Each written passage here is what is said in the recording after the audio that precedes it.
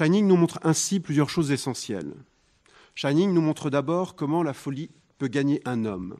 Le cinéma nous donne à voir alors une intériorité, ce qui demeure pourtant à jamais invisible, inaccessible. Jack Nicholson est cet acteur exceptionnel qui nous fait assister au spectacle de la folie naissante et à la manifestation de cette folie. Si la folie est ainsi cinématographique, c'est qu'elle est indissociable du langage du corps qui parle. La folie a un langage, c'est celui du corps. L'intériorité est toute extérieure, la folie, si intérieure, est un spectacle. Dans Shining, ce n'est pas seulement Jack Nicholson qui joue la folie, c'est Jack Torrance, le personnage qui joue la folie, qui réalise ce qui est déjà écrit, la folie meurtrière qui s'empare de lui. Si l'acteur semble parfois surjoué, c'est parce que la folie se joue du personnage. La folie déborde de toutes parts, elle est dans l'excès même, l'excès est sa manifestation. Le front large de Nicholson, les sourcils noirs et épais, le sourire aux dents de prédateur, tout cela annonce l'explosion imminente de la violence. Lorsque la violence surgit, c'est encore le visage qui l'exprime, le mouvement des sourcils qui plissent le front, la bouche toute dents dehors, sourire figé. La folie est totale expression d'elle-même. La deuxième chose que nous montre Shining, c'est que la folie a un décor. La folie des hommes a ses lieux, ses paysages. Il parcourt la littérature et le cinéma. Si le visage de Nicholson exprime la folie intérieure, folie invisible, le film démultiplie à l'inverse les lieux pour souligner que la folie surgit de toutes parts, nous envahit. Montagnes, hôtels, chambres, labyrinthes, telle est la spatialité de la folie. C'est là l'une des choses essentielles que nous montre le film, que peut donner à voir le cinéma, exhibant ce que la littérature ne faisait que décrire. Nous habitons les lieux nous habitent, nous hantent. La folie, toute manière d'être, d'exister déjà, a affaire avec des lieux, avec de l'espace. La folie a son décor, son théâtre. Le cinéma le montre, lui qui montre comment nous habitons l'espace. En ce sens, l'espace n'est pas un simple décor. S'il y a réciprocité, si nous habitons les lieux et que les lieux nous habitent, c'est aussi parce que les lieux peuvent prendre possession de nous, nous posséder. Dans Shining, peut-être est-ce l'hôtel, le personnage principal. Ses murs, son escalier, ses couloirs, son cellier, son labyrinthe. L'hôtel parle à Jack dans un murmure, il ne cesse de lui envoyer des signes. L'espace est affectif, il nous affecte, nous touche. La pensée philosophique et thérapeutique des pathologies mentales ne s'y est pas trompée. Tel est l'un des enjeux de la design analyse, des travaux notamment de Binswanger dans les années 30. Nous ne vivons pas dans un espace objectif, géométrique. Notre vie a un sol. Nous sommes orientés, comme le disait Husserl.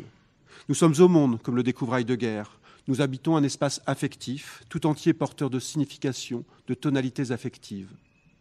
Notre vie est une ascension, mais il peut nous arriver d'être bloqués, coincés dans cette ascension.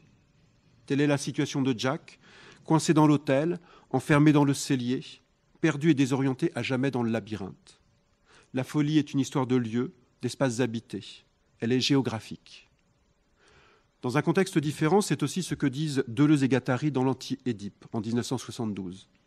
Ils y critiquent violemment la psychanalyse et la conception freudienne de l'inconscient.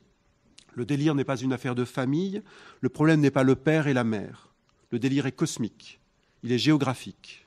On délire, disent Deleuze et Guattari, les tribus. Je suis une bête, un nègre, dit Rimbaud, cité par Deleuze. Dans Shining, Jack Torrance ne délire pas papa-maman. Il délire un lieu, il habite un lieu qui l'habite, qui le hante. Ce lieu est l'Overlook Hotel, mais ce lieu est aussi la montagne des Indiens dans le Colorado. Ce lieu est habité par les esprits, des esprits indiens, comme le montrent les motifs des tentures sur les murs, comme le montrent tous les signes indiens que Kubrick dispose dans son décor. Les esprits qui habitent le lieu, ce sont aussi les esprits des occupants passés de l'hôtel. L'esprit qui rôde est celui des ancêtres. L'ultime image du film de Kubrick impose ainsi une relecture de tout le film.